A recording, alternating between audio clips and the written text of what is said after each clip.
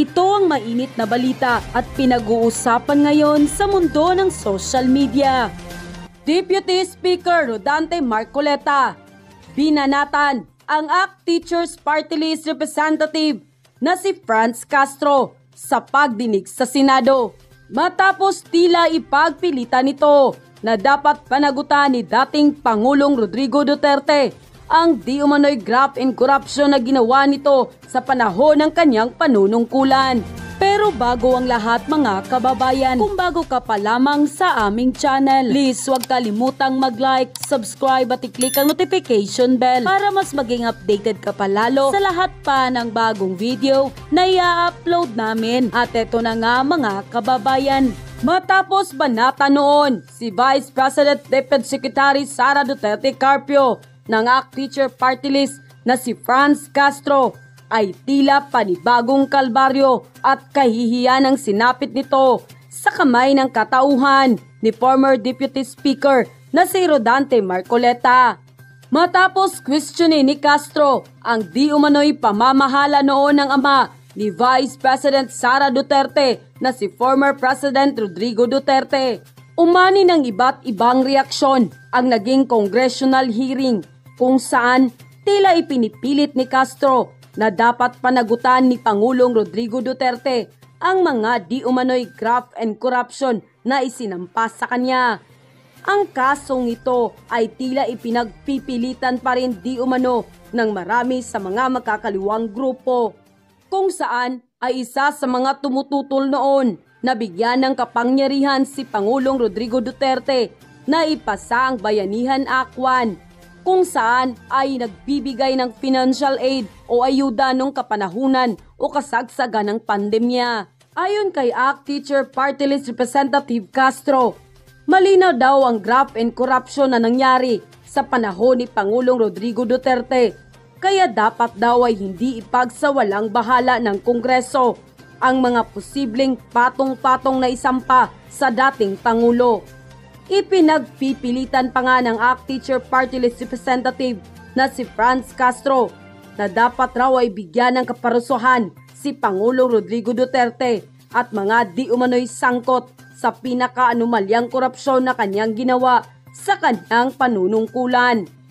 Ngunit ayon mismo kay Deputy Secretary Rodante Marcoleta, ito'y pawang kasinungalingan at imbento lamang dahil naging malinis ang pamamahala ng dating Pangulo hanggang sa manalo si President Bongbong Marcos. At ayon pa kay Deputy Speaker Rodante Marcoleta, tila wala ng saysay ang mga akusasyon ng mga miyembro ng Makabayan Bloc o kabilang na si Castro, na mukhang hindi raw nadala ng tirahe nito si Vice President Deputy Secretary Sara Duterte Carpio at utusan pang mang-hire ng 30,000 public school teachers. Samantala, hindi naman mapigilan ng marami sa ating mga kababayan na magbigay ng kanilang hinaing at komento.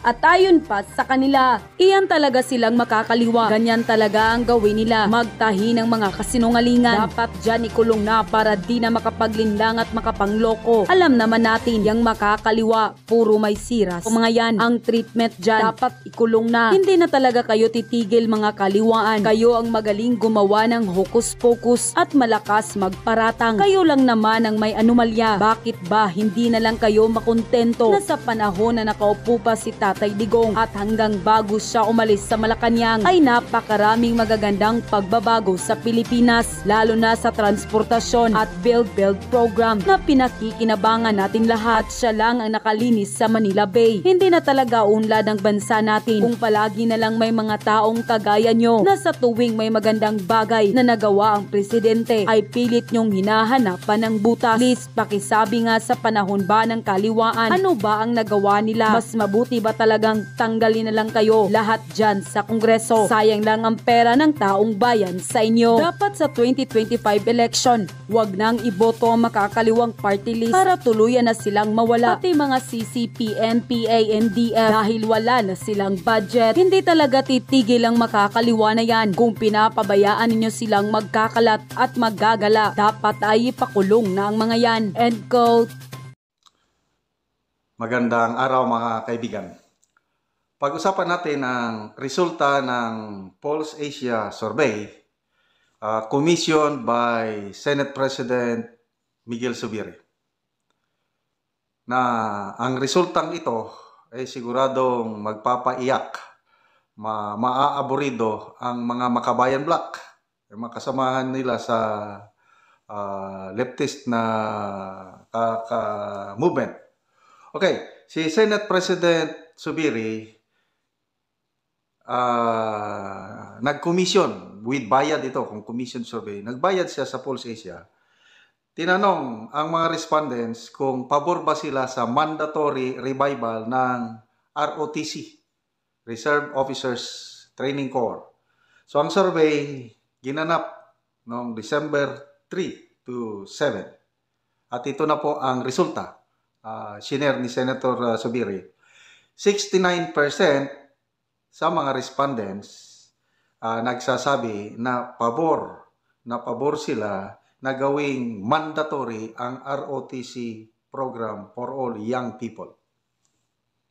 Ang nag-disapprove lang is only 17%, while the remaining 14% undecided. Okay. Ang pinakamataas na approval sa Mindanao, 79% sa Mindanao. And then sa Visayas, 74%. Sa Metro Manila, 67%. Sa Balance Luzon, 63%. So, last year, may ganitong survey na naman na kinandak ng Pulse Asia. Ang nag-commission naman si Senator Erwin Gatchalian, March 15 to 19 last year. At ito ang resulta, 78% pabor sa proposal na gawing mandatory ang ROTC sa lahat ng college students. Only 13% disagreed and 8 were undecided. Ito po, napakagandang development kasi ang ROTC, nung kapanahunan ko, tayong mga senior citizens na yon, yung nag-aral ng kolehiyo, kapanahunan natin, mandatory ang ROTC. Sa kasamang palad, noong 2002, kailan ba ito na tanggal? Yes, I believe 2002 na alis ang mandatory ROTC, ginawa na lang voluntary o optional. So, naging resulta, nawalan na yung discipline ng mga kabataan. Ako personally, ang laking tulong ng ROTC program sa buhay ko, ang naabot ko ngayon sa buhay, yung disiplina, yung pagmamahal sa bansa. Yan ang resulta ng magandang training sa ROTC. Lalo na ngayon, napapanahon, kasi yung sigalot natin sa West Philippine Sea, hindi natin alam ang mangyayari sa kinabukasan. Noong bago pumutok ang World War II, nakapaghanda na tayo. Yung ROTC program, sinimulan pa yan na right after na dumating ang mga Amerikano sa ating bansa, nagsimula na ang ROTC program. Kaya nakaproduce po tayo ng marurunong na military officers from ROTC hanggang dumating ang World War II. So isa na yan si President Ferdinand Edralin Marcos Sr. na produkto siya ng Vanguard ROTC. And then, bago pumutok ang World War II, 1935, nagsimula na po ang mandatory military training sa lahat na able-bodied citizens. So, marami tayong reservist bago pumutok ang World War II. Kaya ng World War II, if I'm not mistaken, iisa lang ang regular army divisions. Kaya lang may 8 reserve division. So nung pumutok ang World War II, yun, na-mobilize ang mga reserve. Kaya tumagal po ang labanan. Hindi tayo basta-basta na talo ng Hapon. Sa ibang bansa na sinakop nila dito sa neighboring countries sa Southeast Asia, napakadali. It took them just a few days, weeks, surrender na ang mga katabing bansa natin. Tayo sa Pilipinas, tumagal tayo. Nagsimula ang atake December 1949. So December, January, February, March, April, hanggang May 6.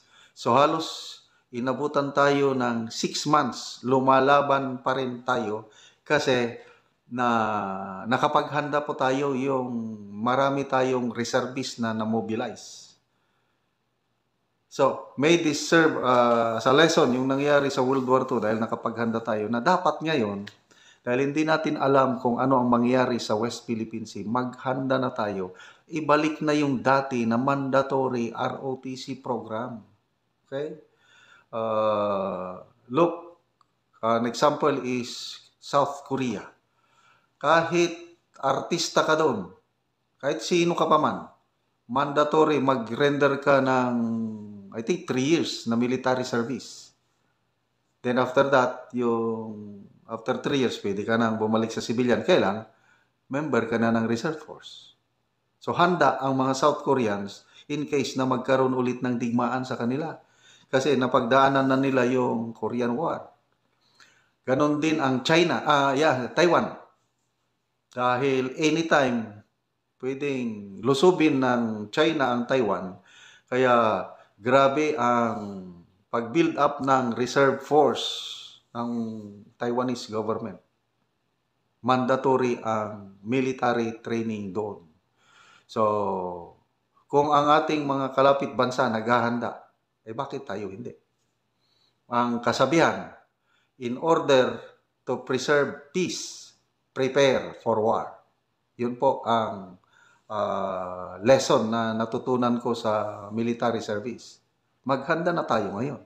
So, one of the ways sa paghahanda is development of the AFP Reserve Force at ang pinakamalaking source ng reservists natin sa mga estudyante yung mag-undergo ng ROTC program. So, salamat sa mga senador na sabi ni Senate President Zubiri, it's high time na pagbigyan ng pansin itong usaping ROTC kasi we need to prepare. Ito yung statement ni Senator Zubiri. Let's give the bill a chance. Okay? Kasi ang bill, nandun na, nakabinbin na sa Senado. At the same time, ito pala si Senate President Zubiri, na-recruit na rin siya, isa na rin siyang reservist, Army reservist with the rank of a Lieutenant Colonel. Okay? So, ang author nitong bill na ito ay si Senator Ronald De La Rosa, and pinasalamatan niya si Senate President Zubiri sa pagbibigay ng priority na tatalakayin once nga nag-resume ang session ng Senado. Priority na tatalakayin ng ROTC bill, and hopefully maisabatas na ito at babalik na yung dati. So sa mga young people ngayon, talagang normal yun yung maghirap ka. Sabi, ang kasabihan is, the more you sweat in training, the less blood you spill in battle.